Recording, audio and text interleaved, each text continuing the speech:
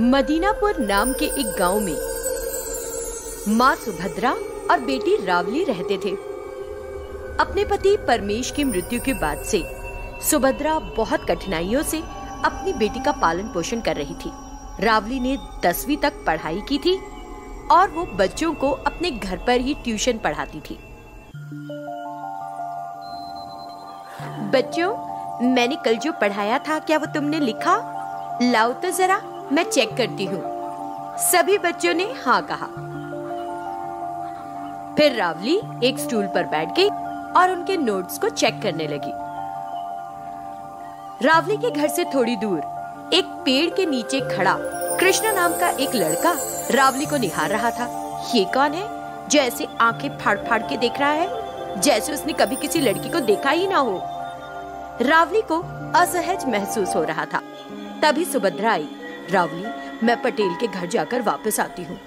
क्या तुम पटेल अंकल के पास पैसे रखने जा रही हो जो तुमने लकड़ी काट कर कमाए हैं? साथ ही तुम मेरे लिए कोई रिश्ता खोज रही होगी। हाँ बेटी, अब तुम्हारा घर बसाने के लिए इस माँ को बचत तो करनी ही होगी ना। तुम ट्यूशन खत्म कर लो, मैं जल्द ही पैसे देकर वापस आ जाऊंगी। सुभद्रा पटेल वीरेंद्र के घर जाने लगी, जो एक बेहद भला इंसान था। उसको नमस्ते करने के बाद सुभद्रा ने उसे अपनी बचत के पैसे दिए। अभी तक कुल 50,000 रुपए जमा हो गए हैं। अब आप अपनी बेटी की शादी कर सकती हैं। वीरेंद्र की बात से खुश होकर सुभद्रा घर लौट आई। बच्चों को ट्यूशन देने के बाद रावली लकड़ियां काटने में लग गई थी। अरे, ये काम मैं कर लेती रावली। अब तुम्हारी शादी होने वाली है। ओह, यानी लकड़ी काटकर और घरों में काम करके तुमने 50,000 रुपए जमा कर ही लिए माँ? हाँ बेटी, इस गरीबी के कारण मुझे उम्मीद तो नहीं थी कि मैं तुम्हारी शादी का इंतजाम कर पाऊंगी, लेकिन ईश्वर ने मेरी प्रार्थना सुनी और मुझे ऐसा करने की शक्ति दी। देखना, जल्द ही तुम्हारी शादी कर दूंगी। मैं तुम्हें छोड़कर नहीं जाना चाहती माँ। अगर मैं यहाँ से चली जाऊंगी तो तुम बिल्कुल अकेली हो जाओगी। मुझे शादी नहीं, माँ चाहिए। हम हमेशा। लोग क्या कहेंगे बेटी? क्या सुभद्रा अपनी इकलौती बेटी की शादी नहीं कर सकी? कैसी माँ है? मेरे मुंह पर थूकेंगे रावली। क्या फिर तुम्हें अच्छा लगेगा? क्या तुम अपनी माँ को इस तरह बेइज्जत होते देख पाओगी? रावली कुछ नहीं बोली और इस बात पर चुप रह गई। कुछ दिनों बाद रावली का रिश्ता प्रसाद के साथ तय हो गया। सुभद्रा ने अपनी हैसियत के हिसाब से शादी का इंतजाम किया और रावली विदा होने के लिए तैयार हो गई। सुभद्रा आंखों में आंसू लिए बोली, अब से तुम्हारी सास ही तुम्हारी माँ और सब कुछ है। उनकी भावनाओं का ख्याल रखना बेटी, और उनकी हर बात मानना। सुभद्रा ने रावली को प्रसाद की माँ मंगम्मा को सौंप दिया। रावली प्रसाद और उसकी माँ के साथ वहाँ से चली गई। रावली की शादी करने के बाद सुभद्रा बड़ी संतुष्ट थी। आधे घंटे के बाद पड़ोस का एक लड़का दौड़ता हुआ आया। मौसी मौसी, मैंने किसी से सुना कि जिस कार में रावली दीदी जा रही थी उसका एक्सीडेंट हो गया। उनके पति मर गए और दीदी घायल है। हे भगवान, ये क्या अत्याचार है? मेरी बेटी की जिंदगी में खुशी आने से पहले ही तुमने उन्हें छीन लिया। सुभद्रा बहुत रोते हुए दुर्घटना स्थल पर भागी। उसने अपनी घायल बेटी रावली को देखा। रावली के सामने उसके पति का शव पड़ा हुआ था। ये देखकर सुभद्रा फपक फपक कर रोने लगी। हे भगवान, हे भगवान।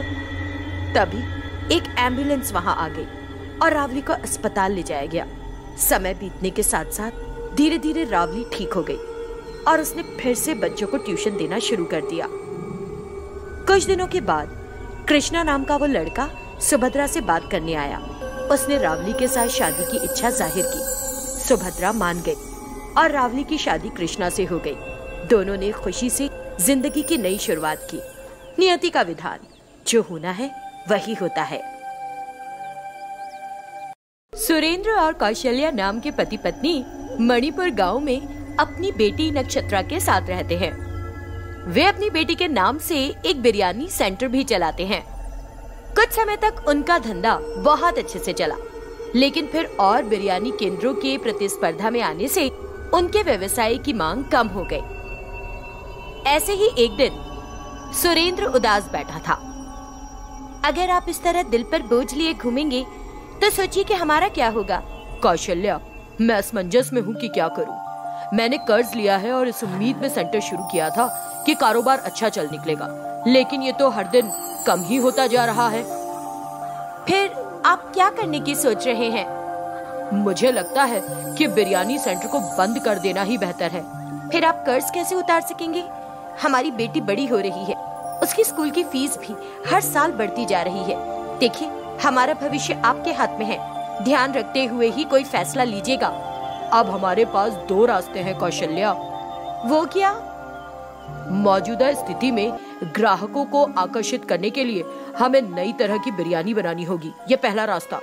और दूसरा रास्ता है कि प्रभावित घाटे से इस धंधे को रोककर सारा सामान बेच दे और सारे कर्ज उतार दे और फिर कुछ और करना शुरू करें जिंदा रहने के लिए। मुझे पहला रास्ता ही ठीक लग रहा है जी। पहला रास्ता चुनिए और कोई नई तरह की बिरयानी बनाने के बारे में सोचिए। मुझे उम्मीद है हमें सफलता जरूर मिलेगी और हम सारे कर्जों को भी चुका सकेंगे और एक नया जीवन भी मिलेगा। पति पत्नी दोनों ही नई बिरयानी के बारे में गंभीरता से सोचने लगते हैं। पॉट बिरयानी, मौसम बांस बिरयानी, तरबूज बिरयानी, ये सब पुरानी हो गई थी। वे किसी नई बिरयानी के बारे में सोच रहे थे। उसी समय उनकी बेटी नक्षत्रा अपने स्कूल से वापस आई। माँ, मैं हाथ पैर धोकर आती हूँ, आप मेरे लिए आज खाने में कुछ स्पेशल बनाओ। हर दिन क्या स्पेशल बन सकता है नक्षत्रा? क्यों नहीं बन सकता? अगर आप चाहो तो जरूर बना सकती हो। डैडी को देखो, बिरयानी सेंटर चला रहे हैं। पहले पॉट बिरयानी बना रहे थे, फिर बैम्बू बिरयानी, बाद में तरबूज बिरयानी। अब अगर वो नारियल बोंडा बिरयानी बनाने तो मुझे बिल्कुल आश्चर्य नहीं होगा। नक्षत्रा की बात सुनकर सुरेंद्र को एक विचार आता है और इस बारे में वो गंभीरता से सोचने लगता है। नक्षत्रा द्वारा सुझाए गए नारियल बोंडा बिरयानी की बजाय अगर मैं विशालकाय नारियल बिरयानी का धंधा शुरू करूं तो कैसा रहेगा? भले ही हमारे आसपास के क्षेत्र में कई बिरयानी केंद्र हैं, लेकिन अगर हम नारियल बिरयानी की घोषणा करें तो कई ग्राहक आकर्षित होंगे। तब हम अच्छा कमा सकते हैं, कर्ज चुका सकते हैं और कर्मचारियों को भी वेतन का भुगतान किया जा सकता है। सोच विचार के बाद सुरेंद्र एक नारियल वाले के पास गया और घर में 10 नारियल लेकर आया। पूरे दिन उसने कड़ी मेहनत की और नारियल बोंडा बिरयानी तैयार की और देर न करते हुए वो उन्हें अपने बिरयानी सेंटर में ले गया और बोर्ड पर नाम बदलकर कोकोनट बिरयानी सेंटर कर दिया। वो बिरयानी से भरे नारियल बोंडा की एक तस्वीर भी वहाँ चिपकाता है। फिर वो माइक लेकर कहने लगता है, आइए आइए, स्वाद और अच्छी महक के साथ नारियल बिरयानी आप सभी का स्वागत कर रही है। आज जो नारियल बिरयानी खाएगा उसे एक नारियल बोंडा मुफ्त में मिलेगा। किए गए ऐलान को सुनकर बिरयानी पसंद करने वाले लोग नारियल बिरयानी सेंटर में आते हैं। उसी दिन से कोकोनट बिरयानी सेंटर ग्राहकों से खचाखच भरा रहता है। सुरेंद्र अपनी बेटी नक्षत्रा को सोने का हार उपहार में देता है, क्योंकि ये आइडिया तो उसी का था।